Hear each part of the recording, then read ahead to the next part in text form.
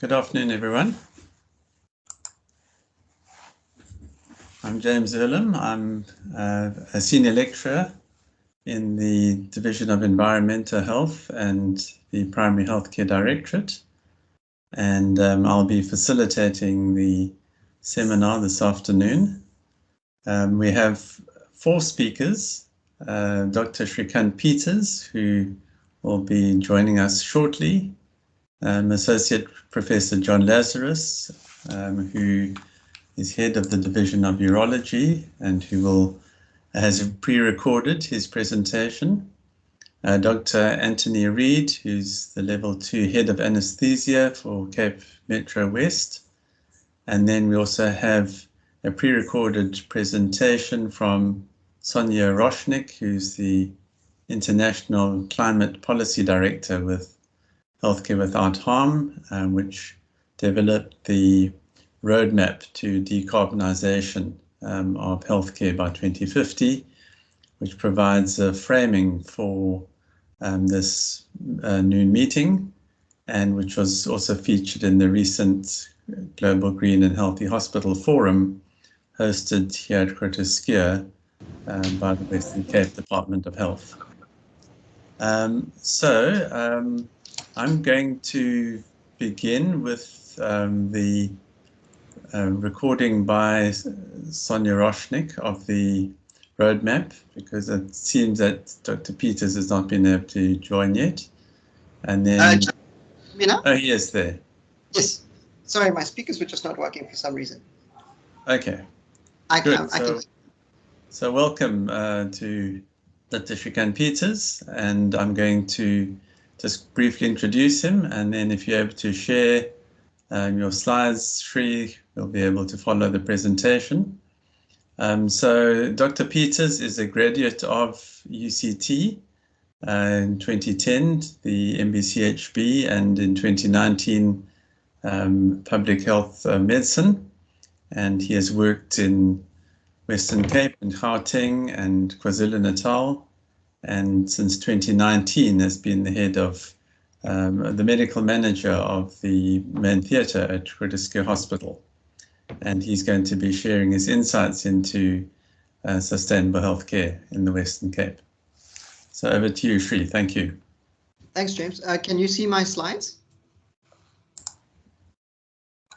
I can, thank you. Okay, great. Okay, I'll take it away now. Okay, thank you very much, everyone, for the opportunity to present to the school today. I'm going to be presenting other people's work, not my own. I'm very much a newcomer to the field of sustainable healthcare management, even though I've been in management for now maybe two to 3 years. My knowledge is theoretical from the MPH courses in environmental health, but I've had exposure to various managers working in the area. And I think environmental health, as I've gone along from undergraduate medical student into medical management, it strikes me really that people on the ground might not see the shifts that are taking place, even though they are happening at a higher level, and quite dramatic shifts at times, as I'll show you. So Groole Schuur is obviously one of the big tertiary hospitals in the province, and has embarked on a greening project over the last few years, if not decade. The people I'd like to acknowledge before I get started is Dr. Bhavna Patel, our CEO, Dr. Bernadette Ike, our COO, Prof. Edda Weiman, who is a staunch advocate for sustainable healthcare and who worked here up until 2018. Ms. Vani Naika, the Director of Pharmacy, Mr. Denton Smith, the Deputy Director of Engineering, Mr. Ronald De Jager from Environmental Health Services, and Mr. Chris Maud, who is one of the provincial engineers at the Western Cape Department of Health. And I'll be drawing on a lot of their work in these slides. So primarily, I'm just going to be taking you through an article that was published in 2017 in the SAMJ, and it looked at the climate targets set by the Paris Agreement in COP21, and it's very interesting for me because they took a view from COP17 in Durban and tried to look at the progress in that time. And I remember COP17 very much as an outsider being an intern in Addington in Durban at that time, and I think COP17 was at the seaside. It was at the hotels on Durban North Beach. What Dr. Patel and Prof. Vyman noted in their article, and for me, obviously, we tend to ask the question, why must we focus on hospitals?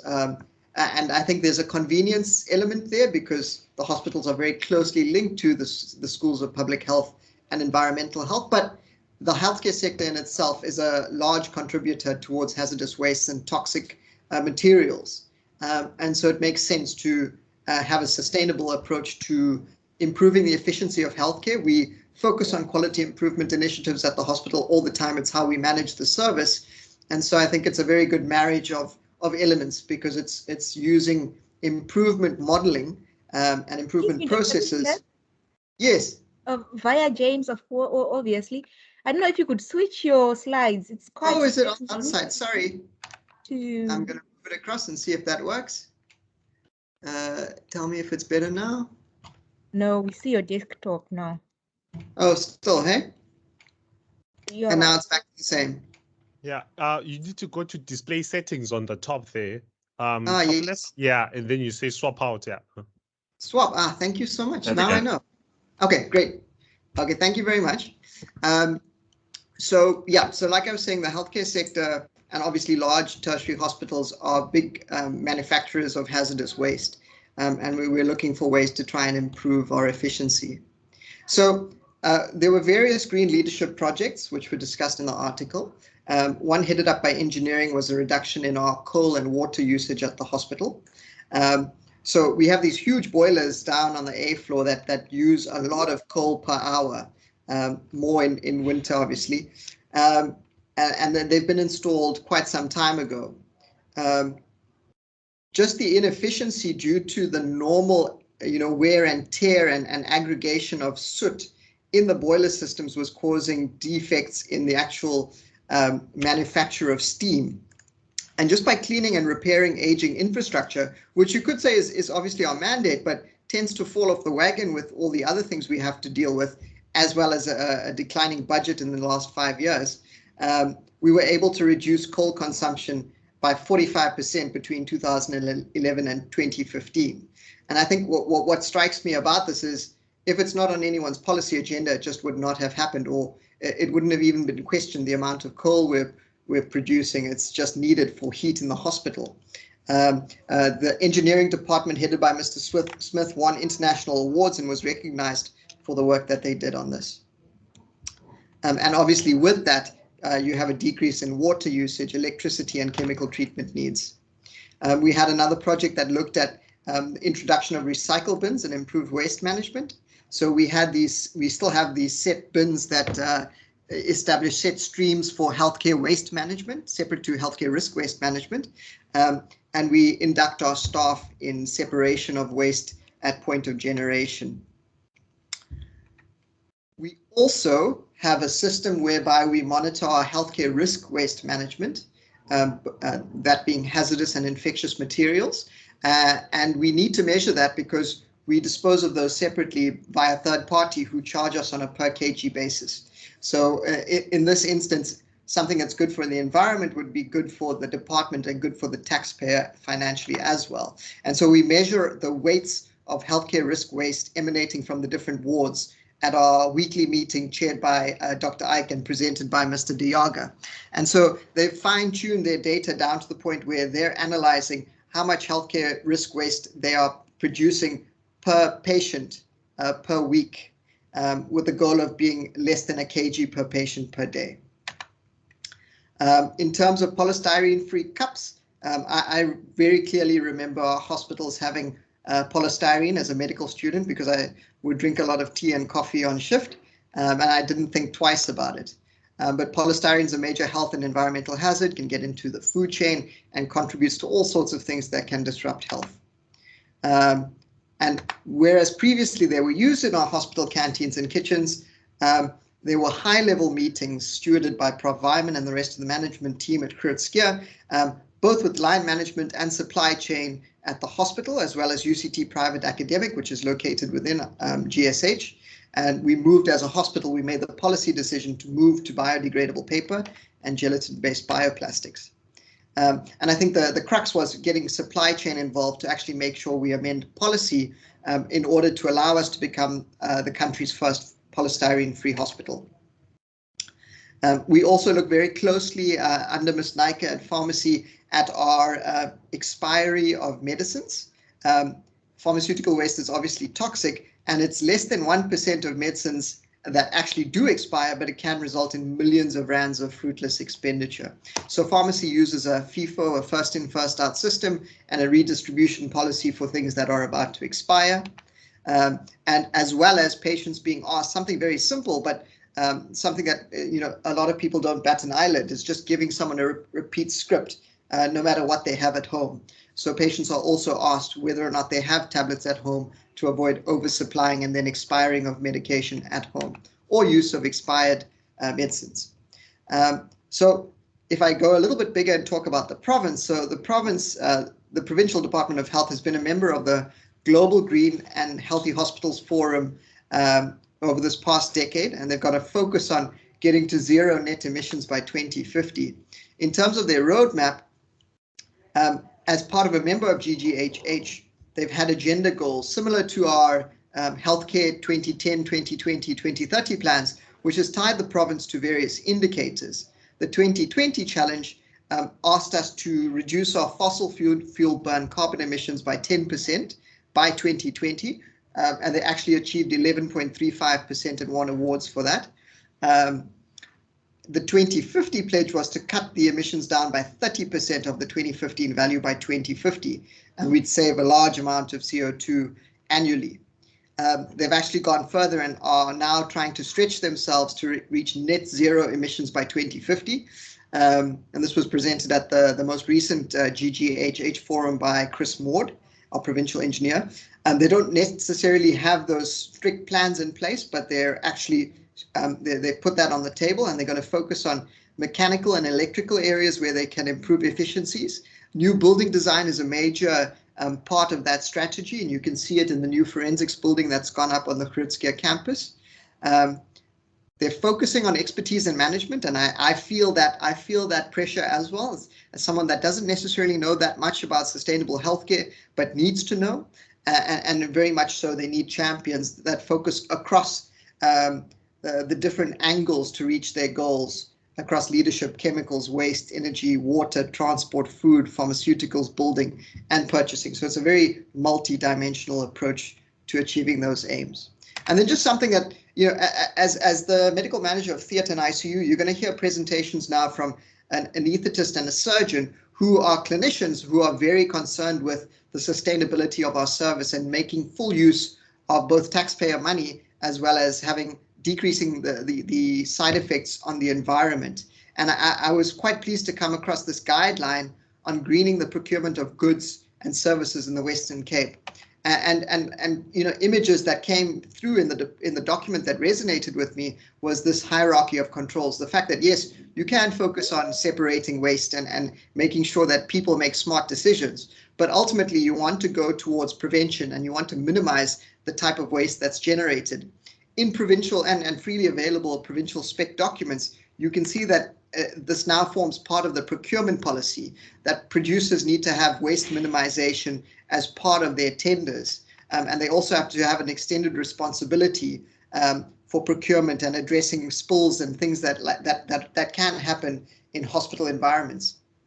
So yeah, I'm here to learn as well, and I'm very much interested to hear the next presentations to find ways of incentivizing efficient healthcare waste management and doing our part to improve sustainable healthcare. Thanks very much. That's all from me. Thank you, Shrikant, for a very concise and powerful presentation that really helped to set the scene. If you have any questions, please just hold them to the end. Right now, I'm going to share the pre-recorded presentation that I received from Professor John Lazarus, who's head of the Division of Urology. He's in the UK at the moment, so he wasn't able to attend today, but And this is about a 7-minute presentation, and then he will be followed by Dr. Anthony Reid, who will continue the story that John introduces to us.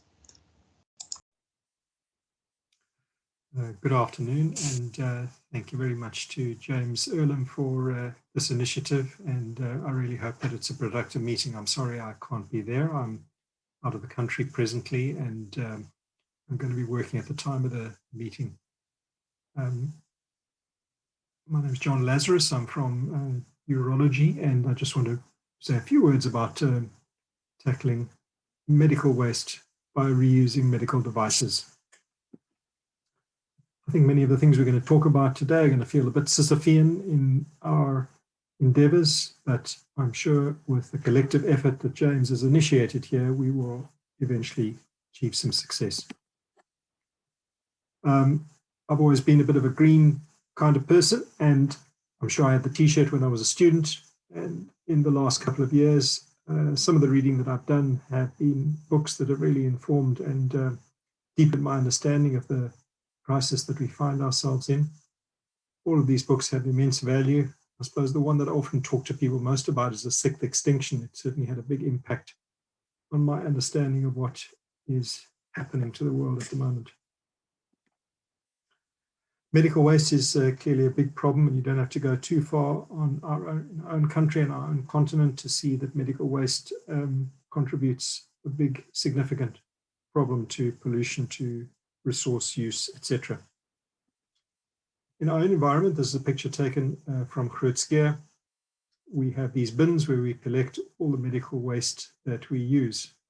Now, a casual glance at this from any layperson would say, my goodness, that needs to be incinerated as soon as possible. But what you're probably looking at is several £100,000 worth of equipment, many of which, I'm embarrassed to say, often gets opened and used for a minute or two and then discarded. And within these kind of bins, I would argue there is stuff that can be reprocessed. And it's always been my practice as a surgeon at Groole Schuur, and before that, to collect up devices after they have been used in an operation. I personally go and clean them myself. I then present them to the people at the SIP, who shrug their shoulders and says, here he is again. And they very kindly gas the device, clean it first, gas it, and then I'm able to use it for a second time. So why do I do that? Well, I believe it's safe. Secondly, and that's clearly the most important reason one has to articulate, and I think there's evidence to support my statement there. Second thing is it's costly. This particular device is a Medtronic impact device. We use it to take down the pedicles during open cystectomy, and we've got similar devices for our minimally invasive oncology work. And these devices are not cheap. This is probably going to set you back around R7,000 in the public sector and even more in the private sector. In the early days, the reps used to bring these things specially in, and they spotted trouble. So they always used to cut the tail off. They cut the electrical cord off these things, so I couldn't reprocess them again.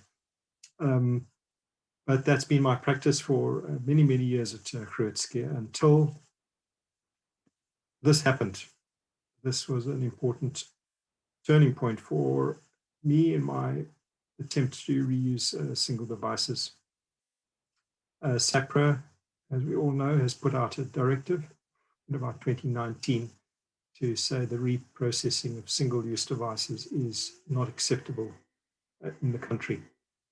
And I've always scratched my head and wondered, well, why did they do this? SAPRA is an organization on the back heel at all times. In my dealings with them, have got too much else on their plate. So why would they have taken it upon themselves to put out this position statement? I remain perplexed about that. I don't want to purvey conspiracy theories, but one just wonders whether somebody didn't whisper in their ear from the industry that this might be a good thing to do. I'll take that back. But the position statement is very clear and unambiguous in point 2.2, and you can all read it for yourself there. That essentially SAPRA takes a very clear position that single use may only be used once, and reprocessing is not allowed. Well, you know, when that happened, there was a bit of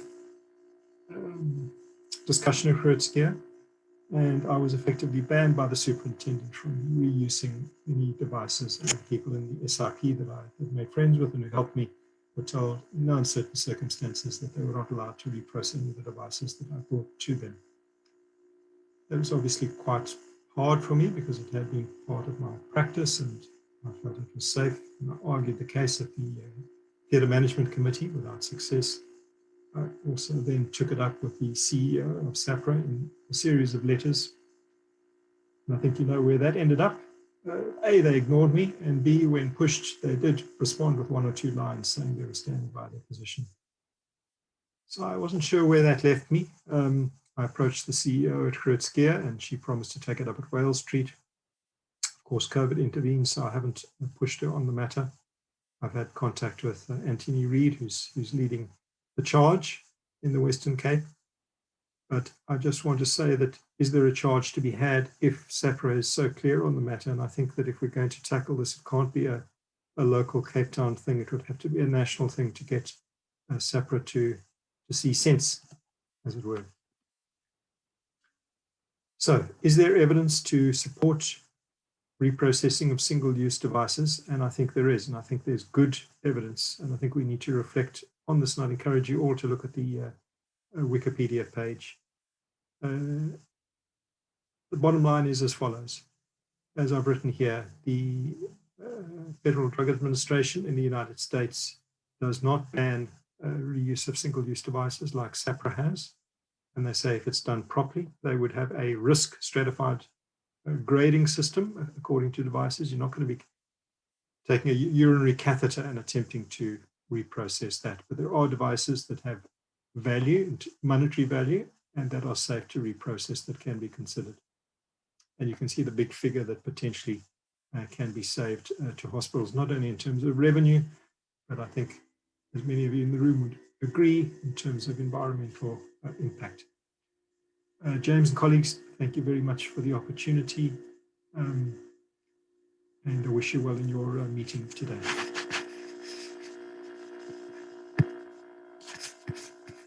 Okay, thanks for asking me to share some of my thoughts. I come from the oldest hospital in the country, and I'm going to try and address 2 little things. One is how we manage expired single-use items that haven't been used before the expiry date.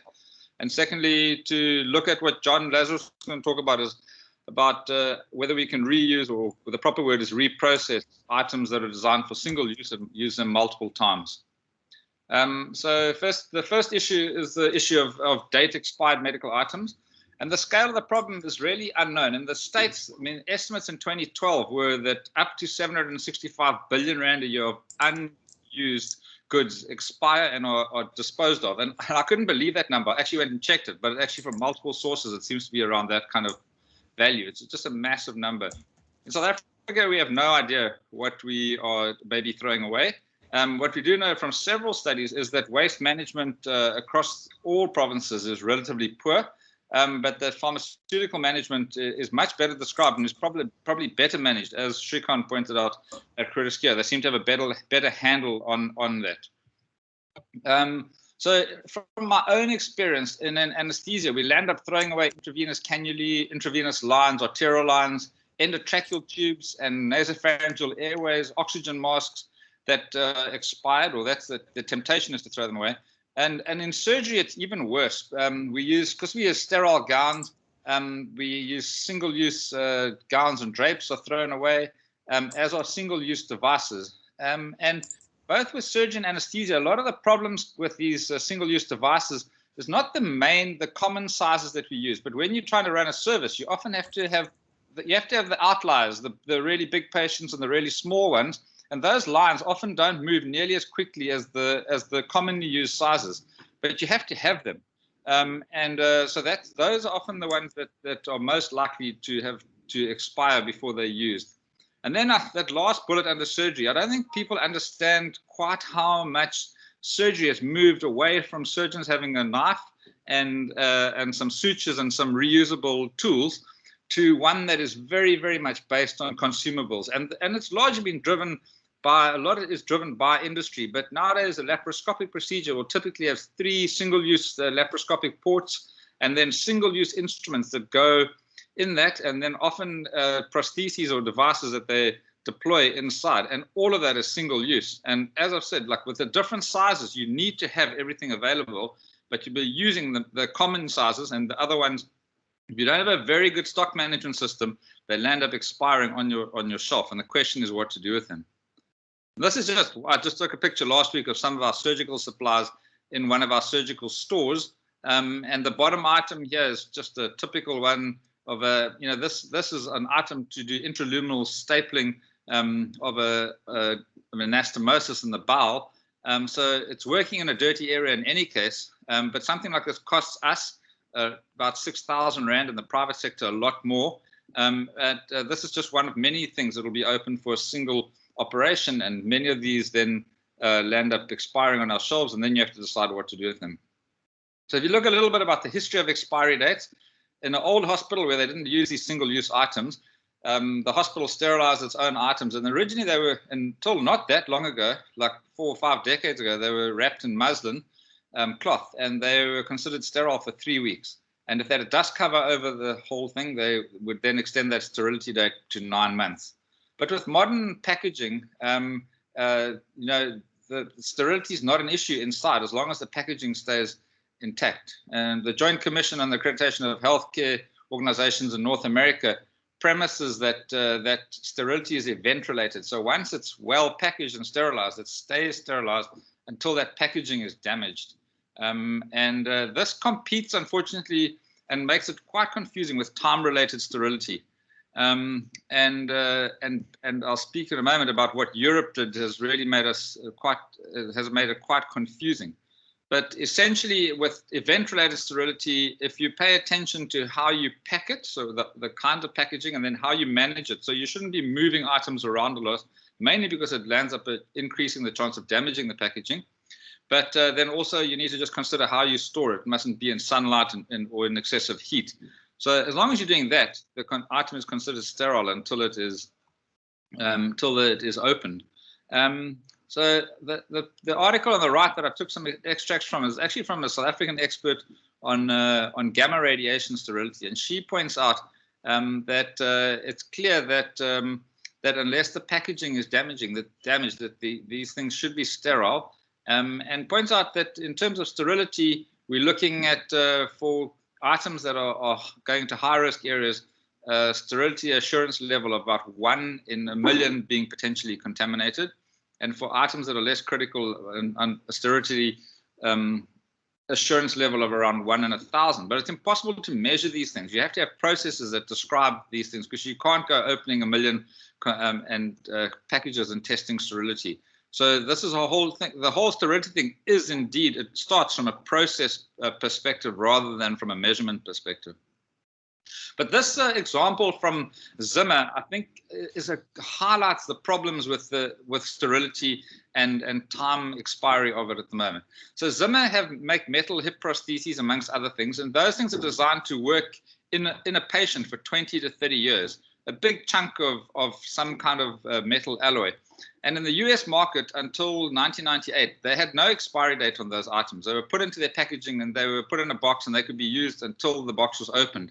But the EU regulations demanded that they have an expiry date. And so that was time-related sterility. So at around 2000, Zimmer were forced, basically by the market, well, that's what they say, to put an expiry date on everything that previously didn't have an expiry date. Initially, they made it for 5 years. And then after quite a lot of experience, they could see they could safely extend that to 10 years. But it just makes you wonder what is the utility of an expiry date, particularly if you're thinking it's related to sterility. Because even in 2001, they thought it was 5 years, and then that was just a thumbsuck. And then they showed 10 years, and it may be 15, 20, and 30 years, but we haven't gone that far yet. So I think in South Africa, we have our own unique problems, and I think John will highlight in his presentation, which I've had a look at, the issue with SAPRA refusing to allow us to have to reprocess items and to use items beyond their expiry date. But actually, we're scoring our own goal as well in a way, because the ideal hospital standards from the National Department, as well as Office of Health Standards Compliance, both demand that in the when hospitals are checked, that all of these single-use items, that none of them have expired, and yet there's little science behind that. So I think we could look at this quite safely.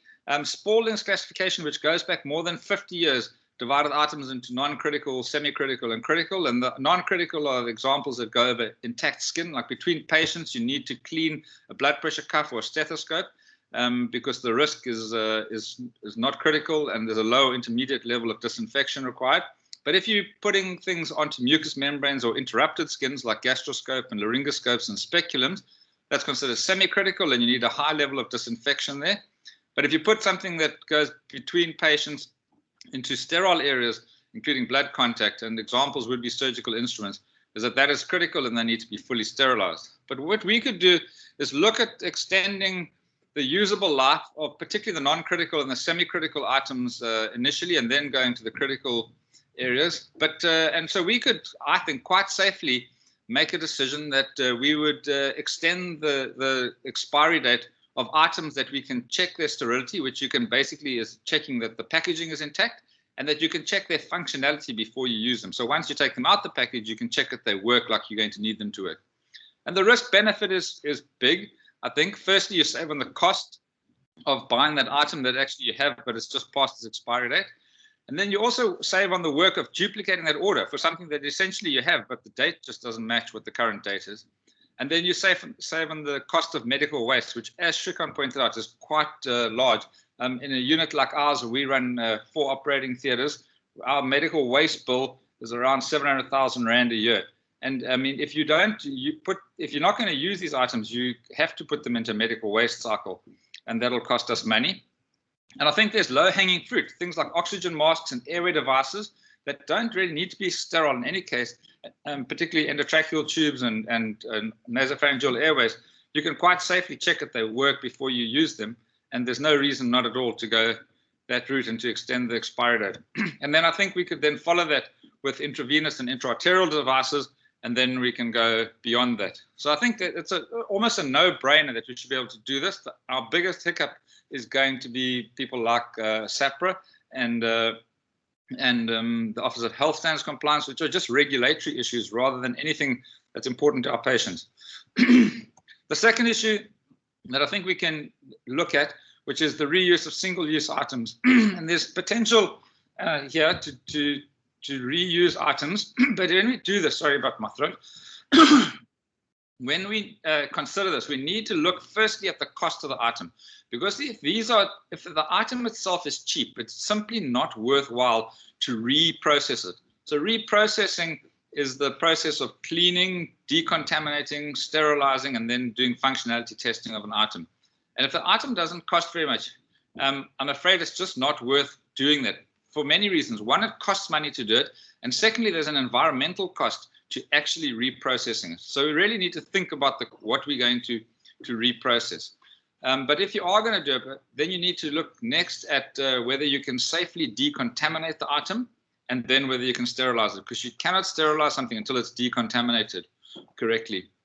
And then after you've been through that process, you have to have a process that's going to result in you having a reliably functional tool at the end. And then the other thing that's recently been, that's come to the fore in the pandemic, is sometimes we actually think about reprocessing things just because we cannot get them reliably. And I'll speak in a moment to the issues of both N95 masks around the world, the respirators, and also our problems with high flow nasal oxygen disposables. So where does reprocessing happen? We know about 30% of healthcare organizations in the United States are reprocessing items. And in Canada, in certain states allow, or certain provinces allow reprocessing, and up to 30% of facilities in those provinces do actually reprocess items. And then Germany, Australia, and New Zealand also do quite extensive reprocessing of single-use items. But there are some countries around the world, France and Japan and South Africa, thanks to SAPRA, completely outlaw reprocessing. And in the UK, the advisory is that NHS trusts exercise extreme caution when making decisions about reprocessing. So it's not banned, but they really exercise caution. There have been quite good regulations passed in several countries since 2000. States, Germany, Australia, Saudi Arabia, and Canada all have regulations regarding the reuse of single-use devices. And to my knowledge, there's nothing outside in Africa or Asia outside of Saudi Arabia. And I think in John's recorded presentation, he deals extensively with the SAPRA issue and how he tried to get them to agree to reprocessing of expensive surgical devices. And I think to a large extent, SAPRA ignores the reality on the ground. They're dealing only with the risk, and they're not really looking at the benefits. And one of the reprocessing documents I've put in this red box at the bottom here, where they talk about the fact that it's commonplace worldwide, and in many cases, particularly in Africa, reuse of these devices is relatively common, if not the norm. And I think that's the problem with SAPRA, is that they haven't really considered what is actually happening. They've rather just gone with a very, very safe option rather than a more pragmatic option. So I think changes are afoot in terms of reprocessing, and I think the pandemic has forced some rethinking on that. These 4 articles on the right, I mean, the top one was way ahead of the pack in 2007, talking about looking at methods to reprocess single-use N95 respirators. But last year, I just picked out 3 articles of papers published looking at this exact thing, because the concern was that we just weren't able to get hold of enough N95s. And our own local problem came about in just around New Year of this year, when we realized that actually we may have great difficulty accessing the single-use consumables for the high-flow nasal oxygen, which we were requiring. And we were asked to look at drawing up a standard operating procedure to reprocess those things, so that we could not do it for cost reasons, but just because we simply couldn't access those things. And that was the great concern at the time. So I think the pandemic, in a way, has forced us to maybe think where we should have been going in any case. So I think I've picked up where, well, I'm going to end off where Shrikant had picked up as well, which is about how we need to rethink what we do with our waste. And the biggest impact is not going to be looking at the reuse and the recycling, but actually is in minimizing the use of it by either preventing or looking at ways to minimize the utilization of new items rather than going into the middle sections of the pyramid. And I think the best part for me is that the pyramid is actually upside down in terms of the benefits. And so you actually turn it on its head if you look at the benefits should really be avoidance first, then reduction of waste. And treatment disposal is the very bottom of it. But I think another thing that I came across whilst thinking about this presentation, which I had never even thought about, was actually in the operating room, we land up opening things in case we need them. And there's fascinating work from just one hospital's neurosurgical theaters in California, where they quantified the waste of unused items at the end of a neurosurgical procedure. And there was significant cost and unused items at the end of every procedure. And that's something that I hadn't even thought about. But this is an area that's also maybe ripe for us to go and explore as we explore how to make our units greener, cheaper, and just better. Yeah, so that's all I have to say from my perspective. Thanks. So, Anthony, thank you very much for that. I think you've neatly also encapsulated what John shared in his video, the huge amount of waste and his attempts to SAPRA to get them to look at the reprocessing of single-use devices. And you've also linked in with Shree's presentation as well. So I think let's go to questions now. I'm sure there are responses. If we have time at the end, then I will just refer to the roadmap for decarbonization that has putting a big push on the healthcare sector to look at how it can reduce its carbon emissions, including more sustainable waste management. Okay, so if you have a question, please raise your hand for either Shree or for Anthony.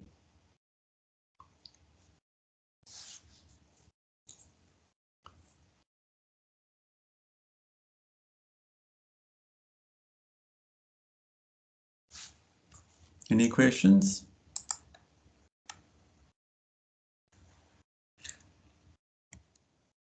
You had a question about how to incentivize managers to practice waste management. Do you just want to elaborate a bit more on that? Yeah, James. So I had a question to the public health community, and I think the paradox of where I sit is that, you know, I've read all the theory of sustainable healthcare, and I know what I should be doing, but at the same time, I'm the person who has to enforce protocols from national, provincial, and authorities such as SAHPRA. So where we tend to butt heads, not personally, but just in what we have to do, is that when issues like reuse of instruments come up, I'm not allowed to reuse instruments. So where Prof Lazarus can see that he's going to save 50,000 rands on each item that he reuses, I am not allowed to force, and I should never have to force CSSD to re-sterilize things. I need that to come top down. I need SAHPRA to have changed their rules. And so what I wanted to ask the public health community is, you know, we've got very vocal, very prominent clinicians advocating in the space. What is the best way to change policy? You know, who do we need to speak to? What is the forum? And that's, I think, is a very public health orientated question that I'm posing to you. Right, thank you. So Leslie and then Anthony. So I'm not directly responding to Shrikant, but I suppose it is relevant. I was just wondering what Anthony and Shri think about some kind of public engagement with SAHPRA in a form, like a webinar or some kind of symposium or something, and what kind of high-level support the Department of Health might give to this issue, because it has both logistic implications as well as policy implications. I see my network quality is poor. I don't know if you heard me. We could hear you, thanks.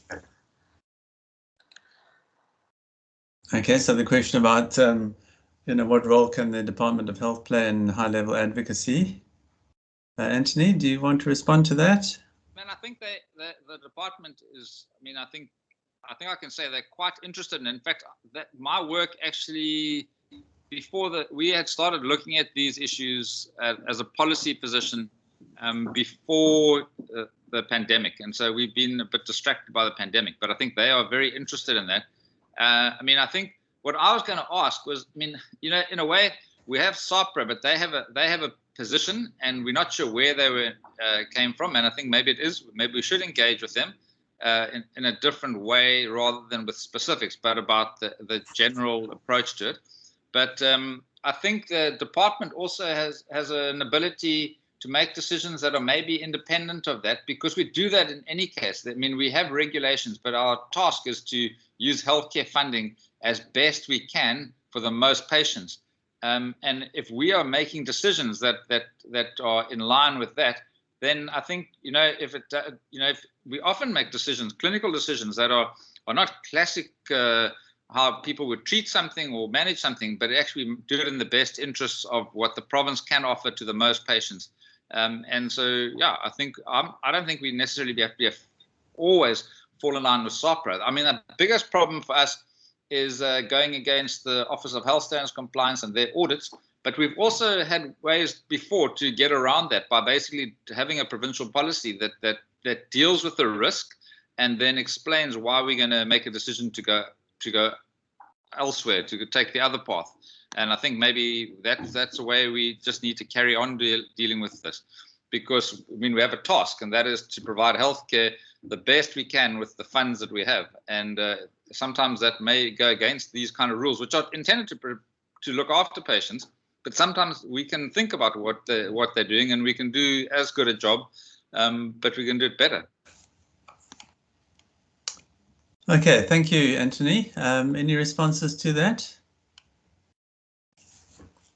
So the Global Green and Healthy Hospital Initiative, is this something that they've taken up. I mean, you know, obviously it's a big issue, and I'm aware of members of that network that are really targeting the low-hanging fruit of waste management. Is anyone from the Green Hospital Network who could respond on that? Duncan Randall's on the thing. Can he not deal with it? Duncan Randall in the meeting? I don't see him. At the forum, I know Denton, you are in the meeting. At the forum, was there any sort of resolution that came out about this? I'm very sorry. I've got someone in my office at the moment. What was the question exactly, James? So we're just talking about advocacy to SAHPRA around, you know, the reprocessing of single-use devices, and yeah, just in the interest of trying to reduce healthcare waste. No, it was more a discussion on the presentations that were given, as well as how some people are disposing of healthcare waste, namely George and one or two other hospitals within the province. So no, there was no resolution on that per se that I could pick up. Okay. Thanks, Denton. Matthew, welcome. I see your hand. Hi, everyone. That was very useful and very inspiring work. And I doubt that's been replicated yet in my university, which is in Wits in Johannesburg. But I wondered, broader question: has any of this then filtered down to the university, the larger UCT, and kind of their approach to zero carbon, etc., and the ability of your work to influence, kind of, I guess, politically or to move the campus along maybe the polystyrene, but also wastage and also an overall shift in their action. Yeah. Well, thanks for the question. I have Manfred Brown, the Director of Environmental Sustainability at UCT. Doesn't mind me asking him to respond. He's in the meeting. Manfred? Sure, no problem. Yeah, it's a tricky one because waste is such a complex issue, and just as per this conversation, there are so many different waste streams and so many different players involved in producing waste, whether it's our sort of tenants selling food on campus, or whether it's in hospitals, and so there's all these different streams and ways that materials come onto a campus or a hospital. And so people have said to me, oh, why don't we just put a blanket policy in place that bans XYZ? And those type of policies typically fail horribly because they don't do anything, because they don't understand the complexity of the system. So that's a big part of the challenge, is understanding the sort of system and then trying to tackle those things in a way that can actually practically work. Just for example, now we've tried to, just before COVID hit, try to tackle waste in residences with getting rid of giving every student bottled water and bottled juice. And just shortly after that, so we've just put in juice dispensers and water dispensers 2 years ago, and shortly after that COVID hit, and now everyone's being issued bottled water again, for practical reasons, and because students are in their rooms and not necessarily all eating and dining halls. So it's a very tough one, and I think the biggest thing is probably constant communication and reminder about individual behavior, and then slowly but surely bringing in sort of standard operating procedures in a way that they apply in specific areas. So, for example, I'm working with our IT department at the moment, looking at how computers are dished out to students and what happens to those boxes, and what is that process? How can we change that standard operating procedure? How can we talk to suppliers But that's just one item, and now there's millions of these items, all different kinds of items arriving. So yeah, it is complex and challenging. Thanks, Manfred. Leslie and Matthew, your hands are still up. Are those new questions? No? Okay, so I see in the chat, Virginia has commented that the Office of Health Standards Compliance would be good to engage with. We have public health people working there. And Julian Terile asks whether the pandemic has made SAHPRA more accessible, and perhaps the time for engagement now is ripe. Yeah, so I know that Professor Lazarus had, before COVID, requested Dr. Patel to take it forward to SAHPRA, and I'm not sure if we have any representatives from the GSH management to find out if there's been any response from them.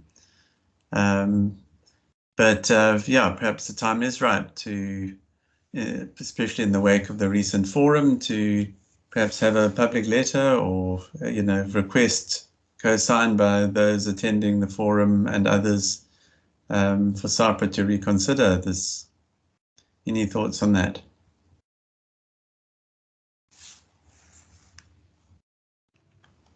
James, if I can come in there.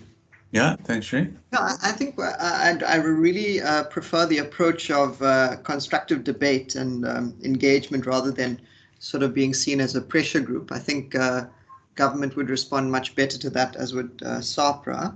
But what strikes me about something as intricate as instrument reuse is just the importance of having the different role players in the room. I mean, so whereas provincial GGHH might not have the insights that clinicians would about clinical risk and benefit and the amount of money that items cost. So you really need those frontline workers to be talking to procurement specialists. And I think in the province, we're lucky to have people who work in the district and level 2 spaces like Dr. Reed, where they can facilitate those conversations. And we need to get that voice into the back rooms and supply chain discussions and with SAHPRA. All right, so Anthony, there you are. There's a job for you. Yeah, I'm always up for that.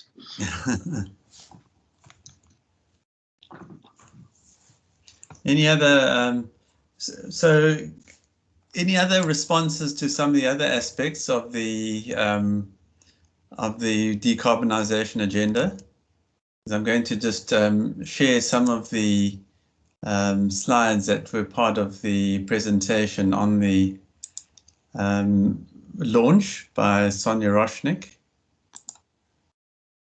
And what you see there are the 7 high impact actions for healthcare decarbonisation. And this is from the South African roadmap, which is one of 68 country roadmaps that were developed as part of the Global Roadmap report, and which was shared with the meeting invitation. And you can see there the huge potential and impact of renewable energy, zero emissions buildings and infrastructure, and then what they refer to as circular healthcare and sustainable healthcare waste management, and driving the change, the recommendations for achieving zero emissions healthcare. So it's about commitment, it's about promoting cross-sectoral climate and health action, it's about communication and activation, including how do we train our future health professionals as climate leaders and implementers. There's an initiative, the Centre for Sustainable Healthcare, based in the UK, that does run courses on sustainable healthcare and quality improvement, and they've done a lot to influence the UK NHS in its drive for net zero, I think by 2040.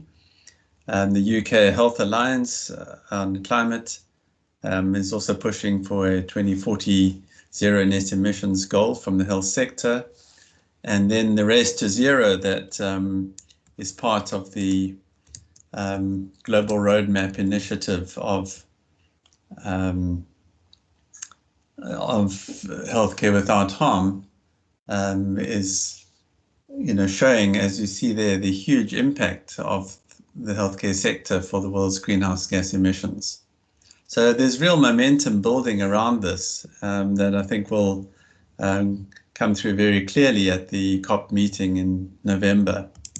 And so it's important just to bear in mind, I think, that circular waste management is an important component of that, and that what we do here really has huge impacts because of the leading status of Groole Schuur, the commitment of the Western Cape Department and the Netcare Group, and then also the work that the Global Green and Healthy Hospital Initiative has done in putting tools in the hands of hospital managers around reducing energy, water, and waste.